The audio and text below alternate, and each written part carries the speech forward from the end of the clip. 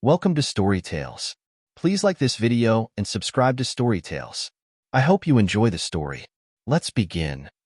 The August sun blazed down on the cracked asphalt of the Millfield train station.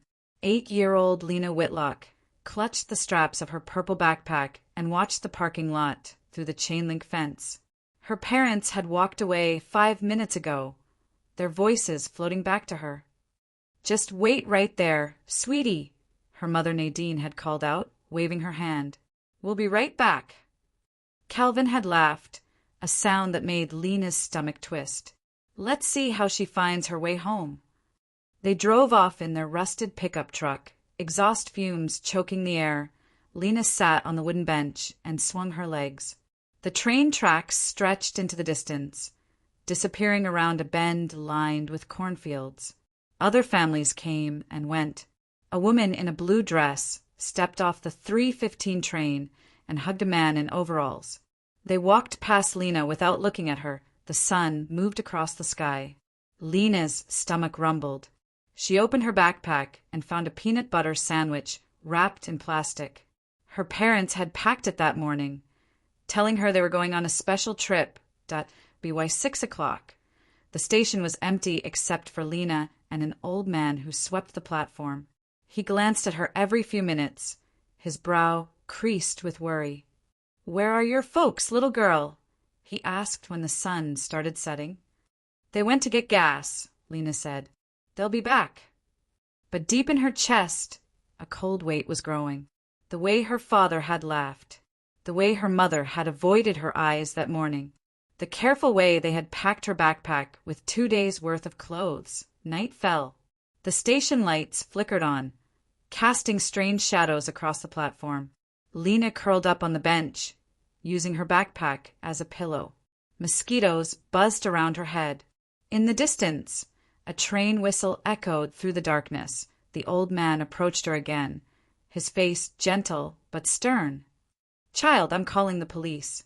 This ain't right." 2 hours later, a police cruiser pulled into the parking lot. Officer Janet Mills stepped out, her boots crunching on the gravel. She knelt down beside Lena, who was still sitting on the bench, staring at the empty road. "What's your name, sweetheart?" "Lena Whitlock." "And where do you live?" Lena gave her the address. Officer Mills wrote it down in her notepad, then looked at Lena with sad eyes. "We went by your house. It's empty. Your neighbors said your parents loaded up a moving truck this morning." The cold weight in Lena's chest turned to ice. She didn't cry. Even at 8 years old, she understood what had happened. They had left her, on purpose, like an old couch they didn't want to haul to their new place. "Am I in trouble?" Lena asked. Officer Mills shook her head. "No, honey, you're not in trouble at all." The Hendersons' house smelled like cigarettes and cat litter. Mrs. Henderson was thin and nervous, always wringing her hands. Mr. Henderson barely spoke, just grunted when Lena asked him questions. They had 3 other foster kids, all older than Lena, all angry about something. Lena learned the rules quickly. Keep your head down. Don't ask for seconds at dinner. Hide your good clothes so the other kids won't steal them. Do your homework in the closet with a flashlight after lights out. She lasted 4 months there before Child Services moved her to the Kowalski family in Gary, Indiana. They were better. Mrs. Kowalski cooked real meals and helped Lena with her math homework. Mr. Kowalski worked nights at the steel mill and slept during the day, but he was kind when he was awake. "You're a smart girl, Lena," Mrs. Kowalski told her one evening while they washed dishes. "Don't let anybody tell you different." But even the Kowalskis couldn't keep her. Budget cuts meant fewer subsidies for foster care. After 8 months, Lena was back in the system, bouncing between homes like a ping-pong ball. The Garcias in Fort Wayne, the Johnsons in Kokomo, the Millers back in Gary. Each home taught her something new about survival. How to make $1 stretch for a week. How to study for tests while sharing a room with 3 other kids. How to smile and say yes, ma'am, Even when the foster mother was drunk and mean to be by the time she turned 16, Lena had lived in 11 different homes. She kept track in a notebook, writing down the addresses and the names of all the people who had promised to take care of her. Some tried harder than others, but none of them became her family. Family was a word for other people. At Lincoln High School, Lena threw herself into her studies. She worked weekends at a grocery store, saving every penny. Her guidance counselor, Mr. Rodriguez, pulled her aside one day during her senior year. "You could get a scholarship to Indiana State," he said, showing her a stack of college brochures. "Your grades are excellent, Lena. You have options." Options. The word tasted strange in her mouth. For so long, other people had made all the choices for her: where she lived, what she ate, which school she attended. "I want to study business," she told him. "Project management, maybe. Something stable." Mr. Rodriguez smiled. "Stable is good, but don't forget to dream a little too." Lena didn't tell him that she had stopped dreaming a long time ago. Dreams were for people who had safety nets. She needed skills. She needed a plan.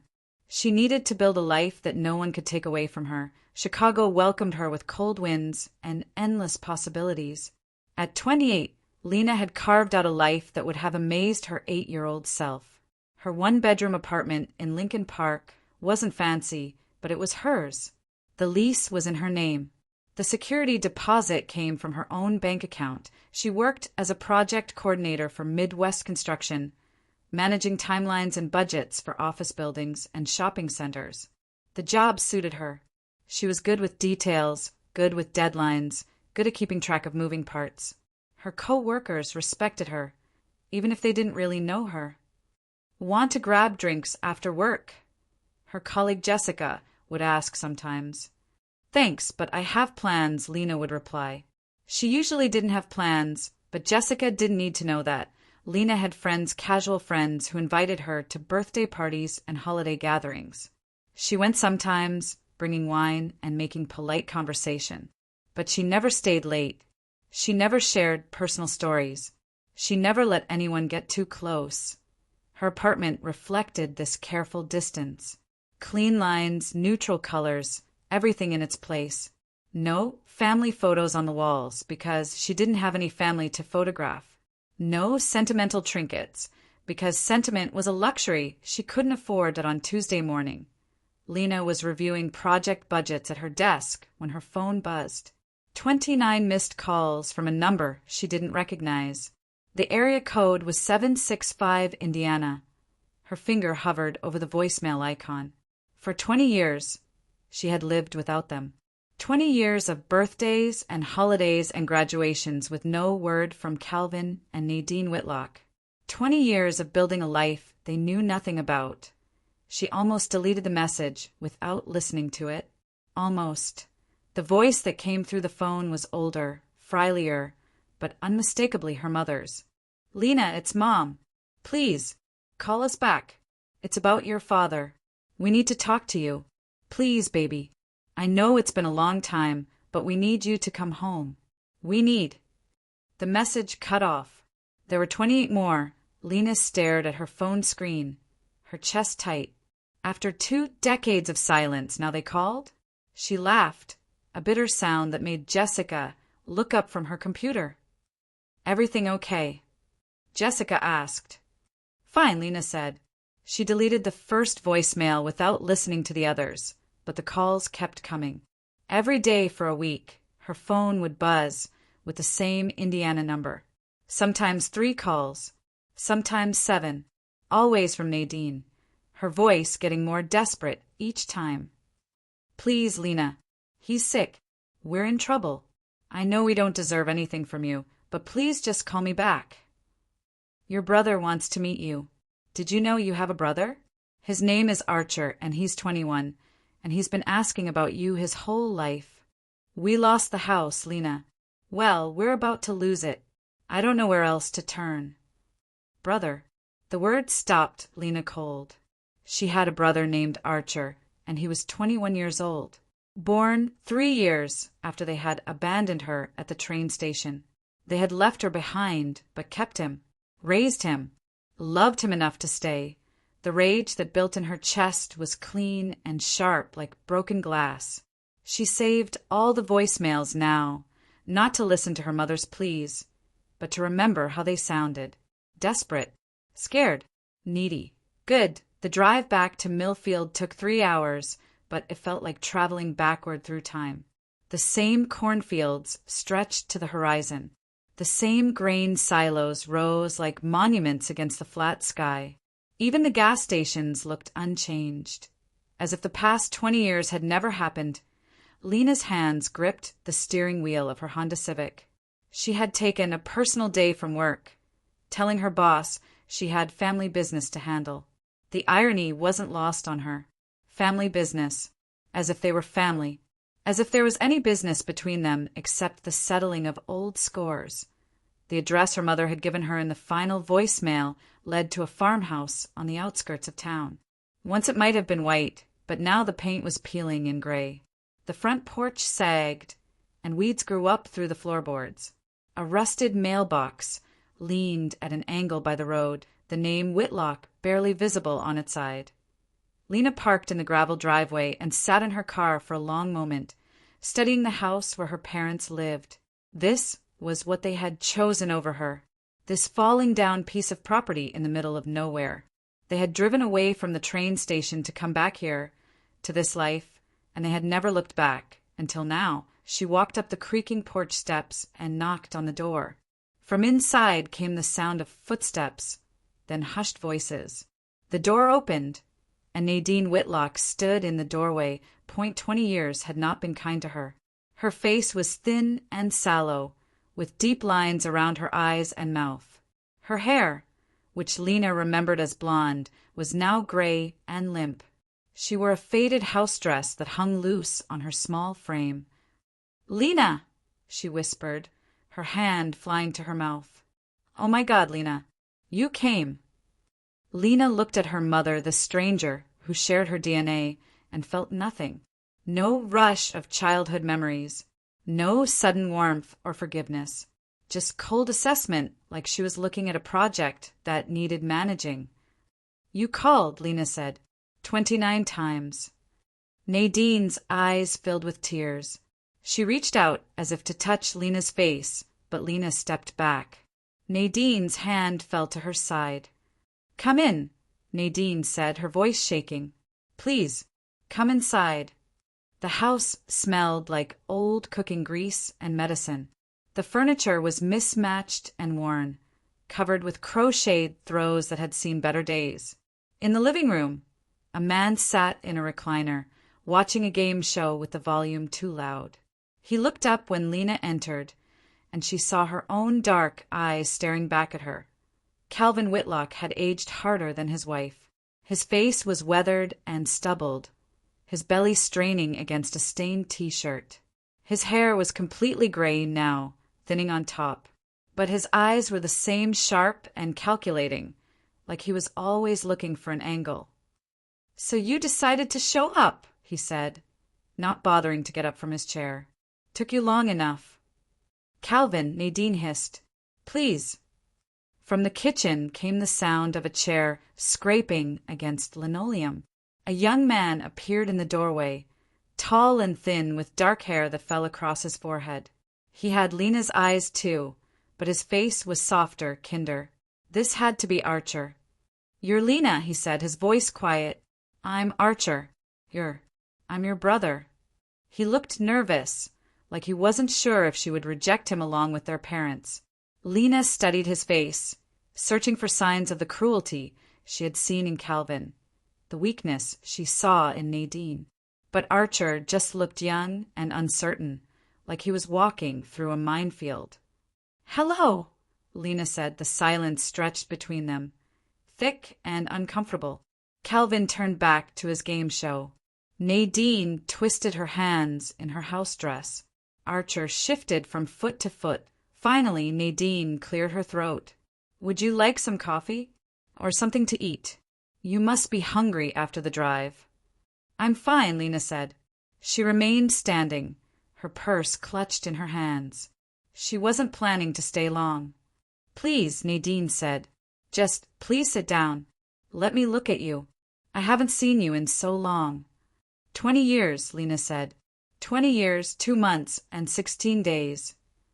The precision of it made Nadine flinch. Calvin looked up from the television, his jaw tight. "Don't be dramatic," he said. "You turned out fine. Look at you, nice clothes, new car. You don't get to play victim here." The rage that had been simmering in Lena's chest flared white-hot. But she kept her voice level, her expression calm. She had learned long ago that anger was a tool, not a weakness. It was most effective when it was controlled. "Is that what you tell people?" she asked. "That I turned out fine?" Calvin's eyes narrowed. "What's that supposed to mean?" "It means I know what you told everyone in town. That I was a troubled kid who ran away. That I chose to leave." Nadine's face went pale. Calvin's mouth opened, then closed. "We never—" Nadine started. "You never what?" Lena interrupted. "Never lied? Never abandoned your 8-year-old daughter at a train station? Never moved house without telling her where you were going? Now wait just a damn minute." Calvin began, rising from his chair. "No," Lena said, her voice cutting through his bluster like a knife. "You wait. You called me. You begged me to come here. So I'm here. Now tell me what you want." The room fell silent except for the game show still blaring from the television. Archer reached over and turned it off. In the sudden quiet, Lena could hear the tick of a clock on the mantel, the hum of the refrigerator in the kitchen. Nadine sank down onto the couch, her hands shaking. "I'm sick, Lena. I have cancer. Early stage, the doctors say, but—" She trailed off, looking at her hands. "And—" Lena prompted. "And we can't afford the treatment," Calvin said, his voice gruff. "Insurance doesn't cover everything. We're already behind on the mortgage. The bank's talking foreclosure." There it was, the real reason for the 29 missed calls. Not love, not regret, not a sudden desire to reconnect with the daughter they had thrown away. They needed money. Lena felt a cold satisfaction settle in her chest. They were desperate enough to call her, to swallow whatever pride they had left and ask for her help. The daughter they had abandoned was now their last hope. "How much?" she asked. "What?" Nadine looked confused. "How much money do you need?" Calvin and Nadine exchanged glances. 30,000, Calvin said finally. "Maybe 40. It sounds like a lot, but if you could just help us get caught up on the payments, and maybe help with some of the medical bills." "I don't have that kind of money," Lena lied. She had more than that in her savings account, money she had scrimped and saved for over a decade. Her emergency fund. Her security. Calvin's face darkened. "Bullshit. Look at you. Look at your car. You work in Chicago, don't you? Big city job." "I work hard for what I have," Lena said. "Just like you taught me when you left me at that train station. Sink or swim, right?" Archer stepped forward, his face stricken. "Lena, I'm sorry. I'm so sorry for what they did. I grew up hearing that you ran away, but I always wondered. I always felt like something wasn't right about the story." Lena looked at him, this young man who was her blood but not her history. He seemed genuine, apologetic for sins that weren't his own. But apologies were just words, and words didn't erase 20 years of abandonment. "What do you do, Archer?" she asked. I paint, and I work at the hardware store in town. I'm trying to save up for art school, but—" He gestured around the rundown house. Of course. They were using him too, keeping him trapped here with guilt and obligation. The son they had kept, and now he was their caretaker while they fell apart. "Where were you planning to go to school?" Lena asked. "Art Institute of Chicago," Archer said, his eyes lighting up despite the tension in the room. "I know it's expensive and probably just a dream, but—" "Dreams don't pay bills," Calvin interrupted. Boy needs to get serious about a real job. Lena watched the light fade from Archer's eyes. She saw herself at his age, full of plans and possibilities, before the world had taught her that stability was more important than dreams. But Archer still had hope. That made him both fortunate and vulnerable. I need some air, Lena said abruptly. She walked toward the front door, ignoring Nadine's protests. Outside, the evening was humid and still. Crickets chirped in the tall grass beside the driveway. In the distance, a train whistle echoed across the fields, the same sound she had heard that night at the station when she was 8 years old. Archer followed her onto the porch, closing the door behind him. They're not bad people, he said quietly. They're just broken and scared. Lena turned to look at him. Do you remember me at all? He shook his head. I was born 3 years after what happened. I didn't even know I had a sister until I was 12. I found some old photo albums in the attic, and there were pictures of this little girl. When I asked Mom about it, she broke down crying. What did she tell you? That you were my sister, and that you had run away when you were young. That they tried to find you, but couldn't. She made it sound like you just left one day. Lena let out a bitter laugh. I left, all right, in the back of a police cruiser. Archer was quiet for a long moment, processing this.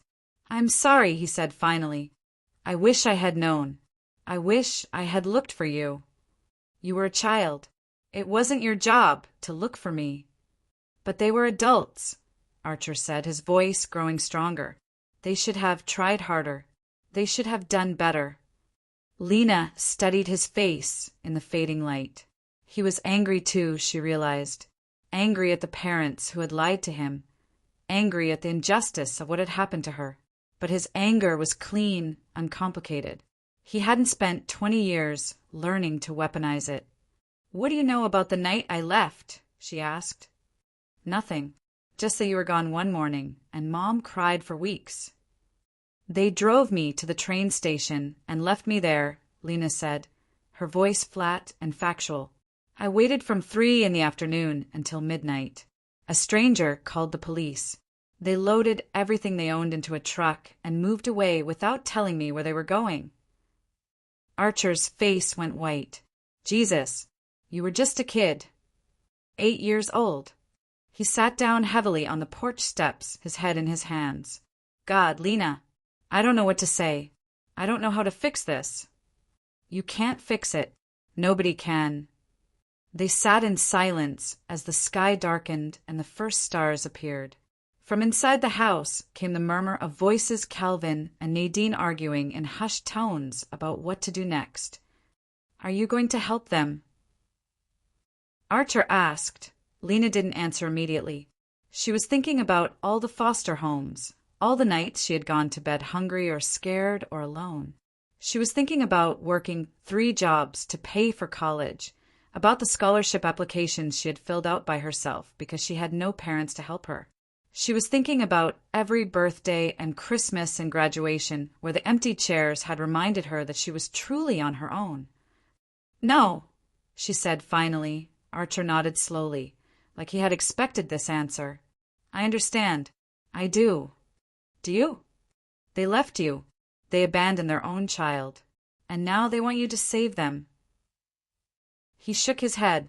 I love them because they raised me, but what they did to you, it's unforgivable.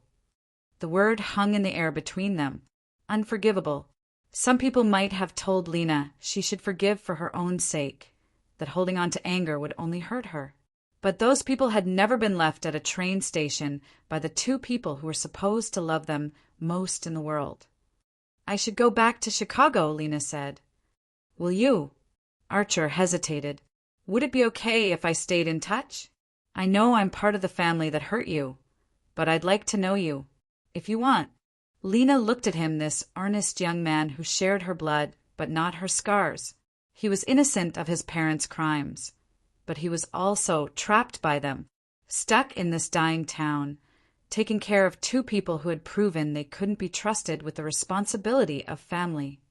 What are you going to do about art school? she asked instead of answering his question. I don't know. I can't leave them now with Mom being sick and all. Maybe someday. Someday. Lena knew how dangerous someday could be. It was a word that let people postpone their lives indefinitely, always waiting for the right moment that never came.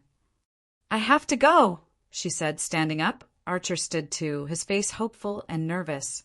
You'll think about staying in touch. Before Lena could answer, the front door opened and Calvin stepped onto the porch. His face was flushed with alcohol. Apparently he had found something stronger than coffee while she and Archer were talking. So what's it gonna be? He demanded. You gonna help your family or not? You're not my family, Lena said calmly. You gave up that right when you drove away from the train station. Calvin's face twisted with rage. We gave you life. We fed you and clothed you for 8 years. And then you threw me away like garbage. You were a difficult child. Calvin snarled, stepping closer to her, always asking questions, always wanting attention. We couldn't handle it anymore. Archer moved between them, his hands raised. Dad, stop. Please. But Calvin was past listening. 20 years of guilt and justified anger and cheap whiskey had loosened his tongue, and the truth was finally coming out. You want to know why we left you? Because you were driving us crazy, crying every night, clinging to your mother, never giving us a moment's peace. We thought maybe if you had to fend for yourself for a while, you'd learn to be more independent. You thought wrong, Lena said. Did we? Look at you now. Successful, strong, standing on your own 2 feet. You should thank us. The words hit Lena like a slap, but she didn't flinch. She had heard worse from foster parents who wanted to justify their neglect. She had learned long ago that some people would twist any narrative to avoid taking responsibility for their actions. Thank you, she repeated. You want me to thank you for abandoning me? We didn't abandon you, Nadine said, appearing in the doorway behind Calvin. Her face was streaked with tears. We always planned to come back for you. We needed a break. We were so young, and we didn't know how to handle everything. You had 3 years to come back, Lena said. 3 years before you had Archer. You chose not to. Nadine's mouth opened and closed like a fish gasping for air. She had no answer for that, because there was no answer that would justify what they had done. Calvin pushed past Archer and grabbed Lena's arm. You owe us, he said, his breath reeking of alcohol. We're your parents. You owe us. Lena looked down at his hand on her arm, then back up at his face. Her voice, when she spoke, was deadly quiet. Let go of me. Now. There was something in her tone that made Calvin's hand drop immediately. Lena had learned to project authority in her work, to command respect from contractors and clients who might otherwise try to walk over her. But this was different. This was 20 years of rage distilled into 2 words. We're done here, she said, walking toward her car. Lena, wait. Nadine called after her. Please don't leave like this. We can work something out. Lena stopped with her hand on the car door handle. She turned back to look at the 3 people standing on the porch, her biological family, the people who shared her DNA, but not her loyalty. You want to work something out? She asked. Here's my offer. Stay out of my life and I'll stay out of yours. That's the same deal you gave me 20 years ago. She got in her car and started the engine.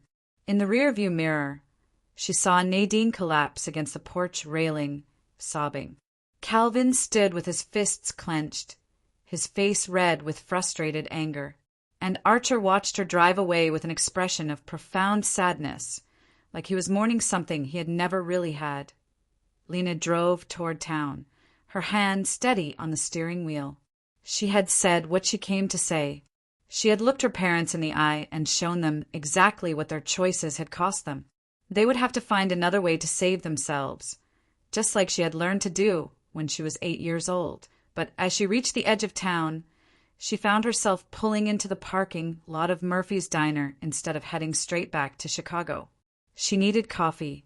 She needed a few minutes to process what had just happened. The diner was nearly empty, just a few local farmers nursing cups of coffee and talking about the weather. Lena took a booth in the corner and ordered coffee and pie from a waitress who looked old enough to have worked there when Lena was a child. "You're one of the Whitlock girls, aren't you?" the waitress asked, studying Lena's face. "I remember you from when you were little." "I'm Lena Whitlock," she said carefully. "Clara Monroe," the waitress said, extending a weathered hand. "I live about a mile from your folks' place. Haven't seen you around in years." Lena shook her hand, trying to place the name. Clara Monroe. It sounded familiar, but she couldn't quite remember from where. "I moved away when I was young," Lena said. Clara's expression grew sad. "Yes, I remember when that happened. Caused quite a stir in town, you know. People had opinions about the whole thing." "What kind of opinions?" Clara glanced around the diner, then slid into the booth across from Lena. "Honey, I probably shouldn't be telling you this, but I've been carrying it around for 20 years. Somebody needs to know the truth." Lena's coffee grew cold as Clara told her story. How the morning after Lena disappeared, Calvin had come around to all the neighbors, spinning his tale about his troubled daughter who had run away in the night. How Nadine had avoided people for weeks, too ashamed to show her face in town. How most people had believed Calvin's version of events, but some had their doubts. "Your mama came to me about 6 months later," Clara said, her voice low. "She was drunk and crying, and she told me what really happened, how they planned it all out, how they drove you to that train station and left you there." Lena felt a chill run down her spine. "She told you?" "She was eaten up with guilt, poor thing. She begged me not to tell anyone, said Calvin would leave her if he found out she'd talked. She kept saying she wanted to find you, bring you home, but Calvin wouldn't let her. But she never did try to find me." Clara shook her head sadly. "After that night, she never brought it up again. I think Calvin convinced her that you were better off without them. And maybe—" Clara hesitated. "Maybe what?" "Maybe it was easier for her to believe that than to face what they'd really done." Lena stared down at her untouched pie. All these years, she had assumed that her parents had never given her a second thought after they drove away. But, according to Clara, at least her mother had struggled with guilt and regret. It should have made Lena feel better, knowing that Nadine had suffered for what she'd done. Instead, it made her angrier. "She could have found me," Lena said. "She could have called the police, told them where I was. She chose not to." "Yes," Clara agreed. "She chose Calvin over you. And that boy of hers, too. She chose him over you. Archer, born 3 years later, raised with all the love and attention that Lena had been denied. The replacement child, the do-over, the chance to get parenting right the second time around. I should have spoken up back then," Clara continued. "Should have called child services myself, told them what Nadine had confessed to me. But I thought it was too late. You were already in the system, probably in a good home. I thought maybe you were better off." "Were you right?" Clara looked at her closely, taking in Lena's tailored clothes and confident posture. "You seem to have done well for yourself, but that doesn't make what they did right." No, Lena thought. It didn't. She paid for her coffee and pie, leaving both untouched. Clara pressed her phone number into Lena's hand as she left. "If you ever need someone to tell the truth about what happened, you call me," she said. "I've been keeping that secret too long as it is." Lena drove back to Chicago through the dark Indiana countryside, her mind churning with everything she had learned. The truth was even worse than she had imagined. Her parents hadn't just abandoned her in a moment of panic or desperation. They had planned it, discussed it, made a calculated decision that their 8-year-old daughter was expendable. And then they had lied about it for 20 years, letting the whole town believe that Lena was a troubled child who had chosen to leave. They had protected their reputation while destroying hers, even though she wasn't there to defend herself. But now she was here. and she was no longer the powerless 8-year-old they had left behind. She was a woman with resources, connections, and most importantly, the truth on her side. By the time she reached her apartment, Lena had made a decision.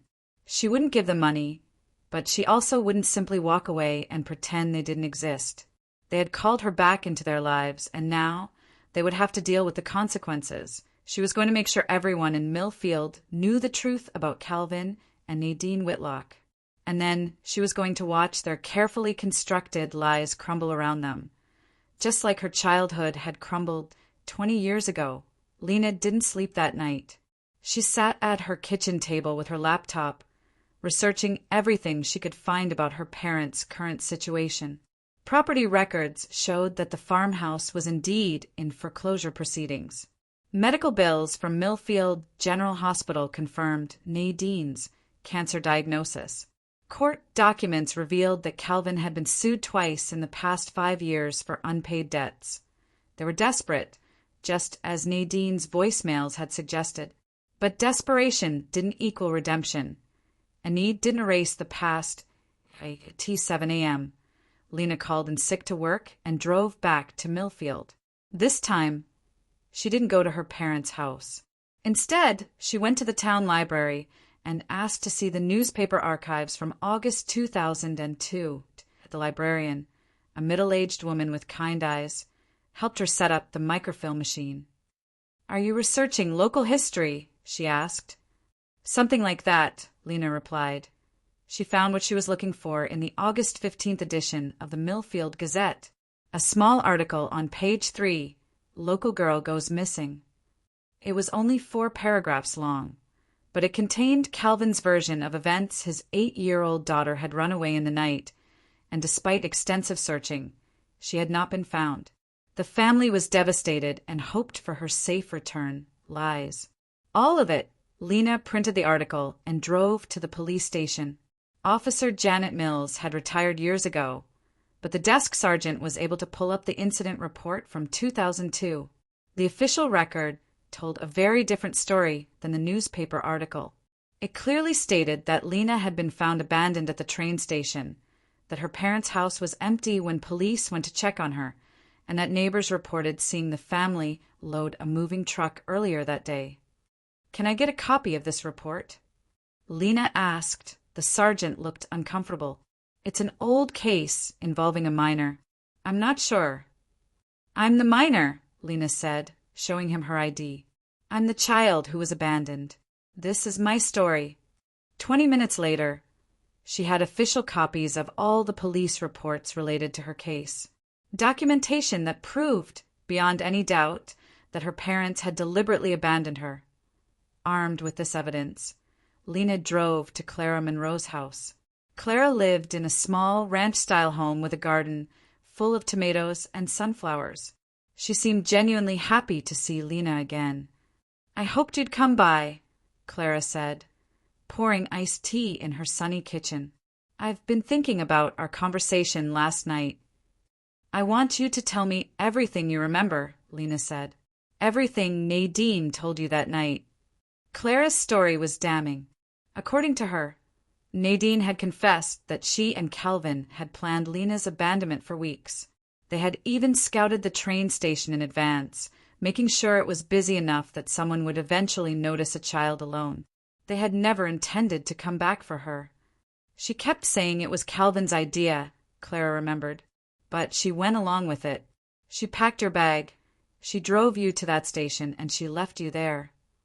"Why are you telling me this now?" Lena asked. "Why didn't you ever come forward before?"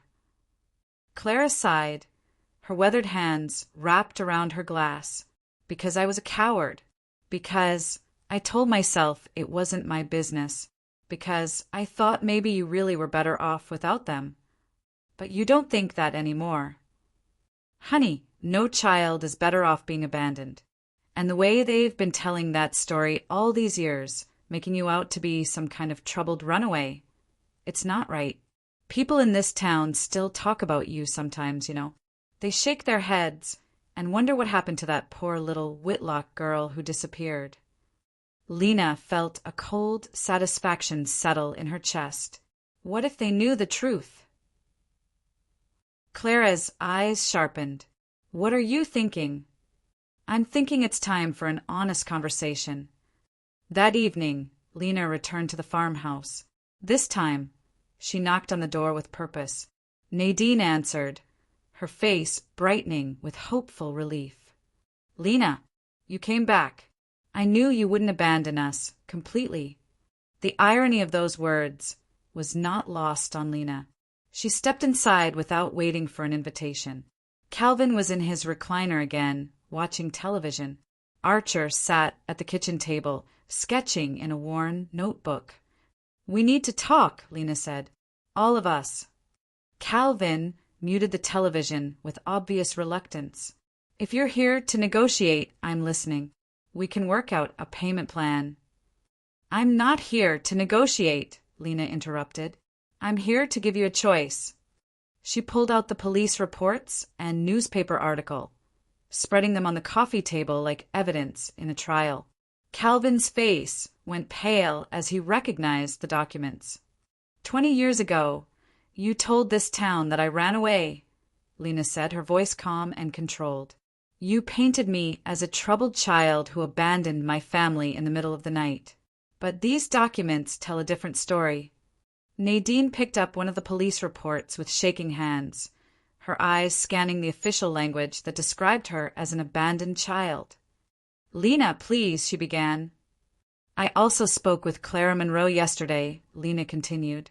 She told me about the night you confessed the truth to her. How you admitted that you and Calvin planned my abandonment. How you chose that train station specifically because you knew someone would eventually find me. Archer looked up from his sketchbook, his face stricken. Is this true? Calvin's jaw tightened. That old woman has been spreading lies about us for years. You can't believe. It's not lies, Nadine whispered, her voice barely audible. It's all true. The room fell silent. Archer set down his pencil, his face cycling through confusion, disbelief, and growing anger. Calvin stared at his wife with something approaching hatred. Nadine, he warned. No, she said louder now. I'm tired of lying about it. I'm tired of pretending. She looked up at Lena with tears streaming down her face. We planned it. Calvin said you were too much work, that we needed a fresh start. He convinced me that you'd be fine, that the system would take care of you better than we could. And you believed him. I wanted to believe him, because it was easier than admitting we were terrible parents who couldn't handle our own child. Calvin shot to his feet, his face red with rage. Shut up, Nadine. Just shut up. Why should I? She snapped, showing more backbone than Lena had ever seen from her. She already knows. They all know now. The whole town is going to know. That stopped Calvin short. He looked at Lena with sudden understanding, and she saw fear creep into his eyes.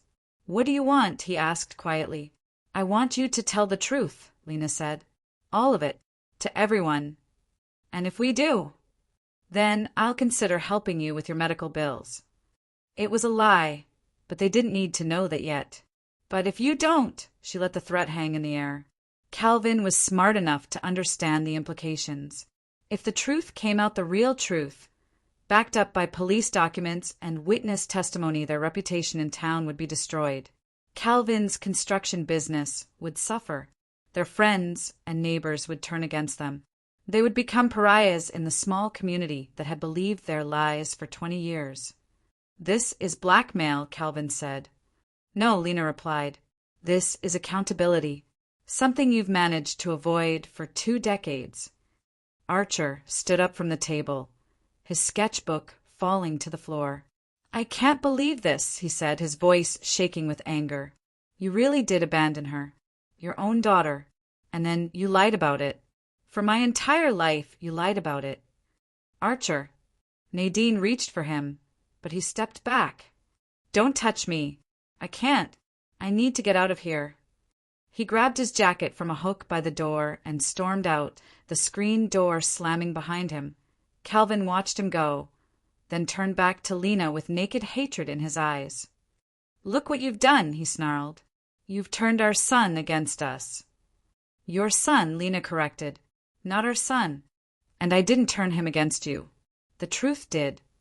She stood up, gathering the documents from the coffee table. You have 48 hours to decide. Either you tell everyone in this town the truth about what you did, or I will. And trust me, my version won't be as kind as yours might be. Lena, please, Nadine begged. We're sorry. We're so sorry for what we did. Can't you forgive us? Can't we try to be a family again? Lena looked down at this broken woman who had given birth to her but had never truly been her mother. For just a moment, she felt something that might have been pity. Nadine was dying, her husband was a bitter drunk, and her son had just walked out on her. She was facing the consequences of her choices, and those consequences were harsh. But pity was not the same as forgiveness, and consequences were not the same as punishment. They were simply the natural result of actions taken 20 years ago. You lost the right to ask for my forgiveness when you drove away from that train station, Lena said quietly. And we stopped being a family the moment you chose convenience over responsibility. She walked toward the door, then paused with her hand on the knob. Archer is a good kid, she said without turning around. He deserves better than this, better than you. Outside, she found Archer sitting on the front steps, his head in his hands. He looked up when he heard the door close behind her. Is it really all true? He asked. Yes. He let out a shaky breath. I always knew something was wrong with their story. The details never added up, but I never imagined. He trailed off, shaking his head. Lena sat down beside him on the step. I'm sorry you had to find out this way. I'm sorry it happened at all. God, Lena, you were just a little kid. They sat in silence for a while, watching fireflies blink in the tall grass beside the driveway. In the distance, a train whistle echoed across the fields, that same lonesome sound that had haunted Lena's childhood. What are you going to do now? Archer asked. I'm going to make sure everyone knows what really happened. Your parents built their lives on a lie, and it's time for that lie to crumble. And then I'm going back to Chicago, back to my life. Archer nodded slowly. I don't blame you for not wanting anything to do with them, or with me. Lena studied his profile in the fading light. He really was a good kid, earnest, talented, trapped by circumstances he had never chosen. In another life, they might have grown up together. He might have been the brother she dreamed of having during all those lonely nights in foster care. It's not your fault, she said finally. None of this is your fault. But I'm part of it now. Part of the family that hurt you. You're also the only decent thing to come out of that family, Lena said. Don't let their mistakes define your life. Archer looked at her with something like hope in his eyes. Does that mean? It means you don't have to stay trapped here, Lena said, reaching into her purse. She pulled out a business card and wrote her personal phone number on the back. When you're ready to leave, really ready, not just talking about someday call me. He took the card with shaking hands. Why would you help me, after everything they did? Because you're not them, and because everyone deserves a chance to build a life that isn't defined by other people's failures. She stood up, brushing dust off her pants. I need to go back to Chicago. I have work tomorrow. Will I see you again? Lena looked back at the farmhouse, where Calvin and Nadine were probably still sitting in shocked silence, processing the ultimatum she had given them. She thought about the 8-year-old girl who had waited on a train platform for parents who never came back. That girl had been powerless, dependent on the mercy and kindness of strangers. But Lena was not that girl anymore. She had built her own life, made her own choices, created her own version of family from the friends and colleagues who had earned her trust and respect. She didn't need Calvin and Nadine Whitlock's approval or love or forgiveness, but she did need them to face the truth of what they had done, and she needed everyone else to know that truth too. I don't know, she told Archer honestly.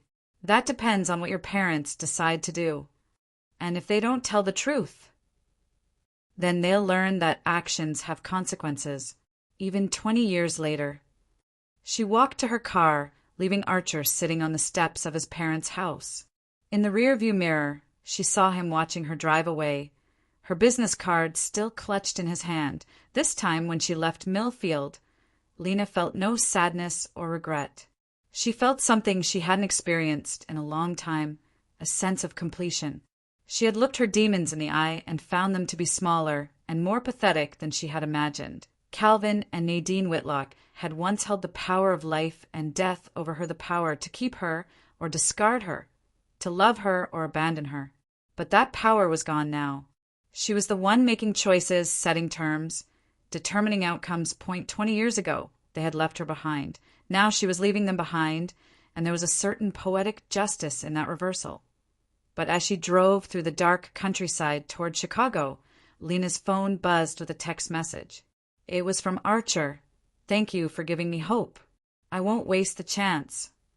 And despite everything, despite the anger and the hurt and the carefully maintained walls around her heart, Lena found herself smiling. 3 weeks later, Lena was reviewing project timelines when Jessica knocked on her office door. "There's someone here to see you," she said. "Says he's your brother." Lena looked up, surprised. Through the glass wall of her office, she could see Archer standing in the reception area with a duffel bag over his shoulder and a nervous expression on his face. She walked out to meet him, aware that her colleagues were watching with curiosity. Archer looked tired and older than he had 3 weeks ago, but there was something different in his posture, a straightness, a determination that hadn't been there before. "I did it," he said simply. "I left." "What happened?" "They chose not to tell the truth. Dad convinced Mom that you were bluffing, that you wouldn't really expose them because it would hurt me too." Archer's mouth twisted in a bitter smile. "So you did what you said you'd do. The whole town knows now." Lena had indeed followed through on her threat. She had provided copies of the police reports to the Millfield Gazette, along with Clara Monroe's sworn statement about Nadine's confession. The resulting article had been front-page news in the small town, destroying Calvin and Nadine's reputation overnight. "How are they handling it?" Lena asked, though she wasn't sure she cared. "Dad's drinking more. Mom barely leaves her room. Their friends won't talk to them anymore. Dad's lost 3 construction contracts this week." Archer shrugged. "They made their choice." "And you made yours." "Yeah, I did." He looked around her office building with wide eyes. "This is really nice, Lena. You've done well for yourself. I worked for it, just like you will." "About that." Archer pulled a folded letter from his pocket. "I got accepted to the Art Institute. They're offering me a partial scholarship, and I have enough saved for the first semester. After that..." He shrugged. "After that, we'll figure it out," Lena said. "Do you have a place to stay?" "I was hoping. I mean, I know it's a lot to ask, but if I could maybe crash on your couch for a few weeks until I find my own place." Lena studied his face, seeing hope and fear warring in his expression. 3 weeks ago, she would have said no without hesitation. Getting involved with any member of the Whitlock family, even the innocent one, would have been too risky, too complicated, but Archer had made a choice too. He had walked away from the parents who raised him because he couldn't live with their lies anymore. He had chosen truth over comfort, integrity over security. That took courage, and courage deserved to be rewarded. "Come on," she said, picking up his duffel bag. "Let's go home." As they walked toward the elevator, Jessica caught Lena's eye and mouthed, "Everything okay?" Lena nodded. For the first time in 20 years, everything was exactly as it should be. She had faced her past, settled her accounts, and chosen who deserved a place in her future. Calvin and Nadine Whitlock had taught her an important lesson when she was 8 years old. Family wasn't about blood. It was about choice, about who showed up when life got difficult, about who could be trusted with your safety and your secrets. They had failed that test spectacularly, but Archer had passed it. He had chosen her over the people who raised him, truth over comfort, growth over stagnation. He had walked away from everything familiar to build something better with someone who was still, essentially, a stranger. That was the kind of courage Lena could respect. That was the kind of loyalty she could return as the elevator doors closed. Lena looked at her brother because that's what he was now, not by birth, but by choice, and felt something she hadn't experienced in decades. She felt like she had family again. Not the family she had been born into, but the family she had chosen. The family she had built from scratch, one careful decision at a time. And this time, she was the one who got to decide who stayed and who went. She was in control, finally and completely victorious.